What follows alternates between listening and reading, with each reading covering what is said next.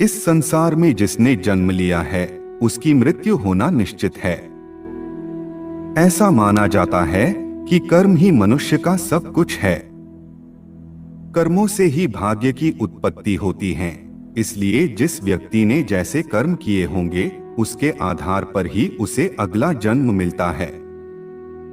जब मनुष्य का भाग्य लिखा जाता है उसी समय उसकी मृत्यु भी निर्धारित हो जाती है। परंतु कई लोगों के मन में यह संशय अवश्य होगा कि क्या हमें मरने से पूर्व मृत्यु का आभास हो सकता है? अगर हाँ, तो इसके क्या क्या संकेत गरुड़ पुराण में बताए गए हैं? इन सभी प्रश्नों के उत्तर जानने के लिए वीडियो को पूरा देखें। अधिक समय न लेते हुए आरंभ करते हैं। मृत्यु एक ऐसा विषय है जिसके बारे में जानने की हर मनुष्य जिज्ञासा रखता है। मृत्यु से पहले होने वाले आभास, मृत्यु के बाद आत्मा की यात्रा, पूर्व जन्म और पुनर्जन्म का सत्य आदि कुछ ऐसे प्रश्न हैं जो हर किसी के मन में उठते हैं। परंतु हमारे प्राचीन ग्रंथों में मृत्यु से जुड़ा लगभग हर रहस्य उजागर किया गया है। गरुड़ पुराण में जीवन से लेकर मृत्यु तक और उसके बाद आत्मा की यात्रा के बारे में विस्तार से बताया गया है। गरुड़ पुराण में भगवान विष्णु ने पक्षीराज गरुड़ से मृत्यु के बाद होने वाली घटनाएं, नरक लोक, नरक की यातनाएं, स्वर्ग लोक और स्वर्ग के पश्चात पुनर्जन्म, इन सभी विषयों के बारे में विस्तार से बताया है। इस संसार में जन्मा हर जीव जीवन और मृत्यु के चक्र में फंसा हुआ है। जिस प्रकार जन्म सत्य है उसी प्रकार मृत्यु भी एक शाश्वत सत्य है जिसे कोई ठुकरा नहीं सकता। इसीलिए मृत्यु पर विजय पाना असंभव है। ईश्वर की इच्छा के बिना कोई भी व्यक्ति अपनी आयु से एक क्षण भी अधिक जीवित नहीं रह सकता। हर व्यक्ति जीवन के इस कटु सत्य को जानता है, परंतु फिर भी वह मृत्यु को लेकर भयभीत रहता है। गरुड़ पुराण में मृत्यु के ऐसे संकेतों के बारे में बताया गया है कि जिन्हें हम जान लें तो पहले ही हम पता लगा सकते हैं कि हमारा मृत्यु का समय अब निकट आ चुका है। अगर हम गरुड़ पुराण के प्रेतकल्प अध्याय में जाएं, तो गरुड़ जी भगवान विष्णु से कहते हैं कि हे प्रभु, मृत्यु से पहले दिखने वाले संकेत और मृत्यु आने पर उस व्यक्ति की क्या परिस्थिति होती है और उस समय उसके साथ क्या क्या घटित होता है, कृपया करके आप यह सब मुझे बताएं। हे पक्षीराज गरुड़, आपके द्वारा पूछे गए यह प्रश्न लोकहित के लिए बहुत लाभकारी है। जब किसी व्यक्ति की मृत्यु आ जाती है उससे पहले उस व्यक्ति के शरीर में कोई न कोई रोग उत्पन्न हो जाता है। इंद्रियां काम छोड़ देती हैं और शरीर ढीला पड़ने लगता है। हे खगेश, उस समय प्राणी को करोड़ों बिच्छुओं के काटने जितनी पीड़ा होती है, उसके बाद ही उस व्यक्ति में चेतनता समाप्त होकर जड़ता आ जाती है।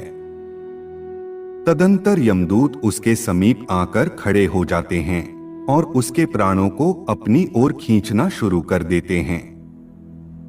उस समय प्राण कंठ में आ जाते हैं। मृत्यु के पूर्व मृतक का रूप गंदा हो जाता है। वह फेन उगलने लगता है और उसका मुंह लार से भर जाता है।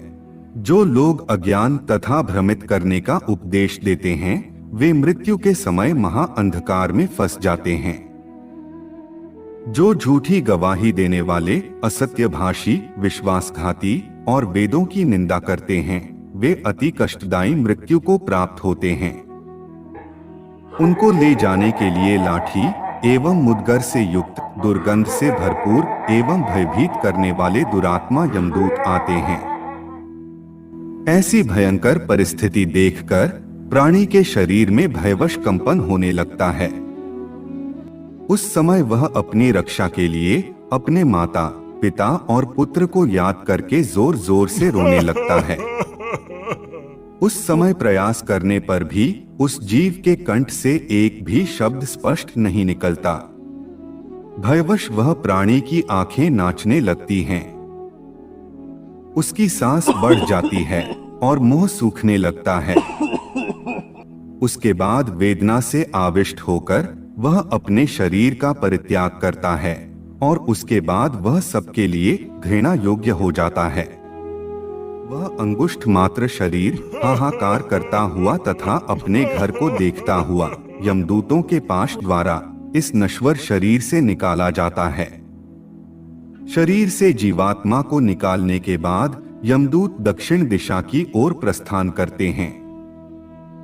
यमदूत उस जीवात्मा को इस प्रकार यमलोक की ओर ले जाते हैं जैसे किसी अपराधी को राजा के सामने ले जाया जाता है। इसके अतिरिक्त जो लोग झूठ नहीं बोलते, जो प्रीति का भेदन नहीं करते, आस्तिक और श्रद्धावान हैं, उन्हें सुखपूर्वक मृत्यु प्राप्त होती है। और जो काम, ईर्ष्या और द्वेष के कारण स्वधर्म का परित्याग न करे, सदाचारी और सौम्य हो, वे सब निश्चित ही सुखपूर्वक मृत्यु को प्राप्त होते हैं और आदर सहित यमलोक की ओर ले जाए जाते हैं। हे गरुड़, इस प्रकार मैंने तुम्हें मृत्यु का स्वरूप और लक्षण दोनों बता दिए हैं। मनुष्य को अपनी मृत्यु से घबराना नहीं चाहिए, क्योंकि मृत्यु एक ऐसा सत्य है जिसे आज तक परमात्मा के अतिरिक्त कोई नहीं टाल पाया। इसी के साथ आज की हमारी प्रस्तुति यहीं समाप्त होती है।